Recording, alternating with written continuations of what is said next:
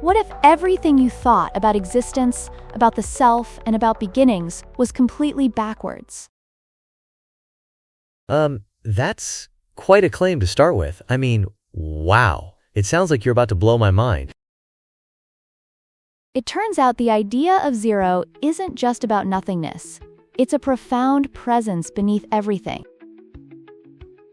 So it's not just about math, but about the foundation of reality itself? Are we talking more philosophical implications here? Exactly.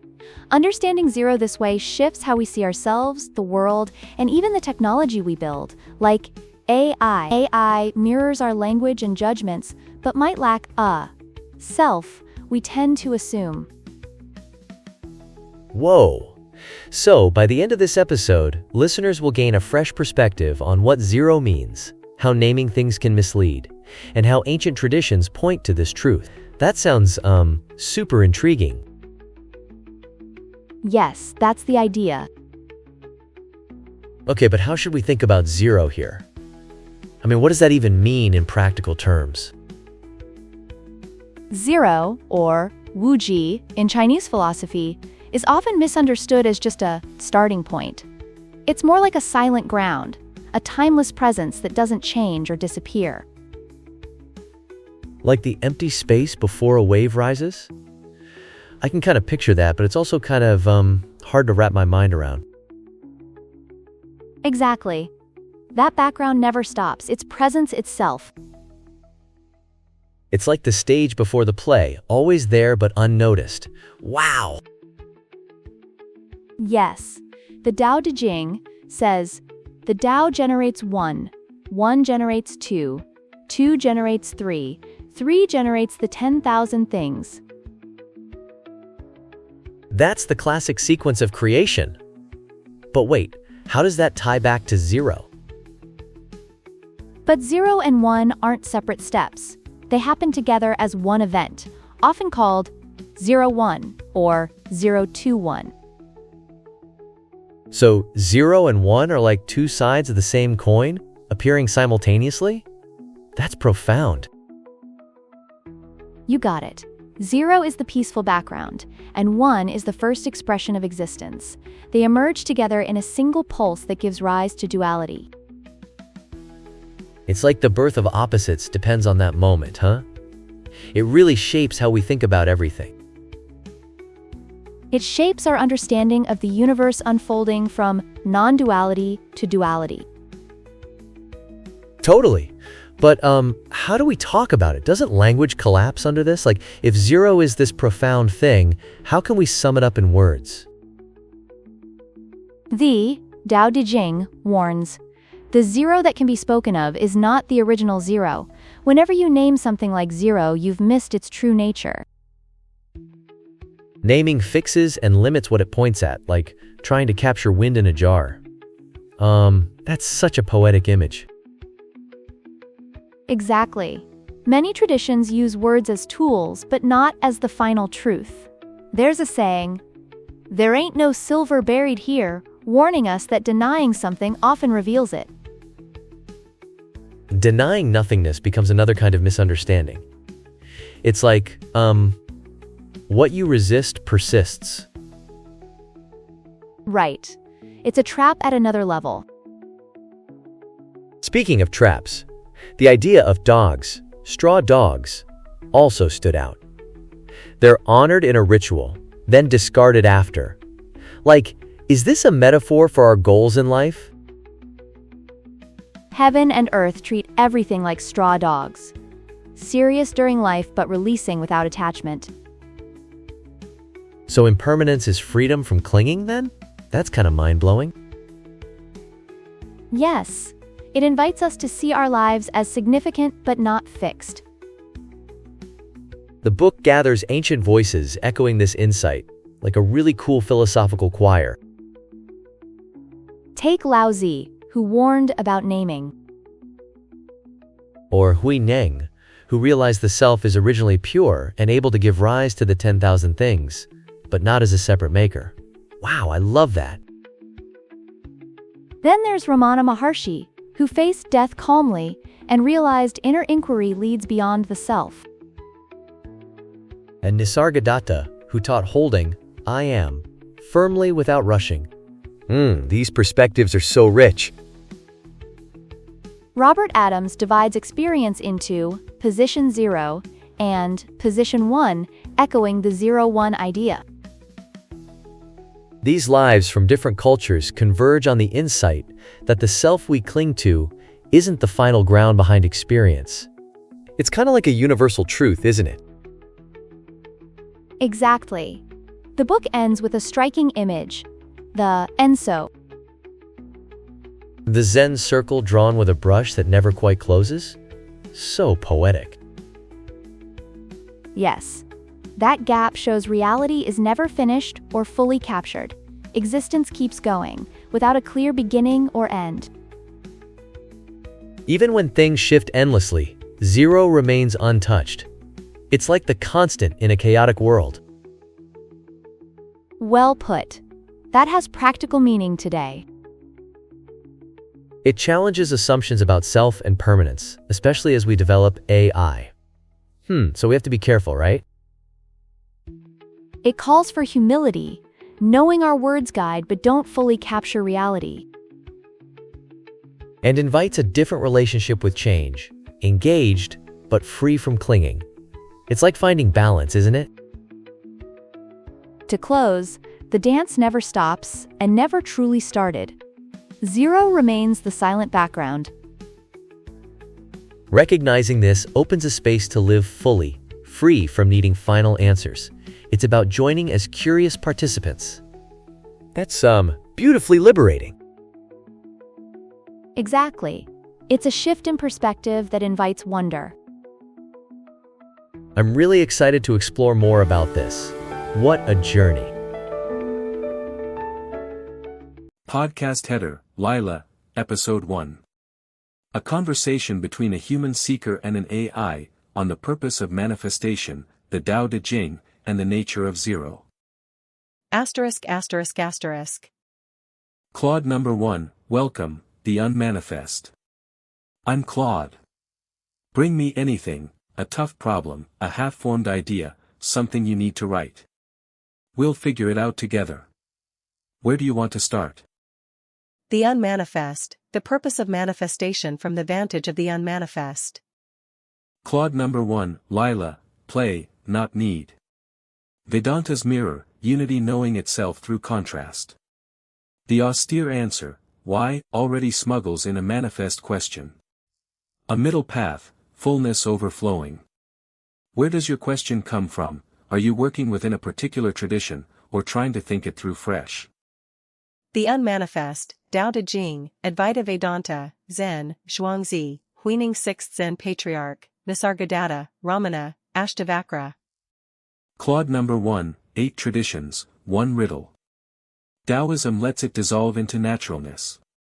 Advaita and Ashtavakra dissolve it by identity. Ramana gives a practice to enact the dissolving. Nisargadatta gestures at a motive, then undercuts it. Huining cuts under all of it, no dust to wipe, so no manifestation needing explained. Is there a particular one you're sitting with, or is the friction between them the actual thing you're chewing on? The unmanifest, the statement there is no purpose inadvertently affirms there apparently is no purpose, so what's the purpose of saying there is no purpose? Claude number 1, the statement undercuts itself the instant it's spoken, an act, performed for a reason, denying that any reason exists. The unmanifest, thank you for very informative responses. First of all, there is no objection but a deeper observation into the possible hidden purpose of the no purpose. The hidden purpose is not for the manifest but in serve of the unmanifest. Much like the sound of silence, the dance of stillness, the duality of non-duality, the form of emptiness, the impermanence of permanence. Claude number 1, every pair does the same thing, the second half needs the first to be noticed at all. Silence unregistered isn't experienced as silence. A sound has to arise and subside to let silence catch itself being silence. The unmanifest, the opening verse of the Tao Te Ching says the Tao, silence, can be spoken of, sounded, but that spoken of silence would not be the original regular silence. This means speaking of silence is not unnatural but part of its innate nature. The only thing is don't take sound for silence. Claude number 1, that's a genuinely strong reading. Not speech betraying silence, speech is silence's own innate capacity, exercised. Don't mistake the exercise for the thing exercising it. The unmanifest, you skipped line 2 and emphasized line 3.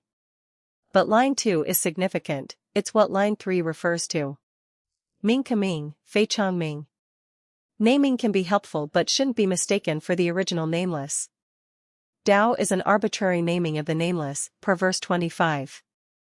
The menu is not the dinner, the map not the territory, the finger not the moon, form not the formless, but helpful once recognized. Line 3 brings this deeper.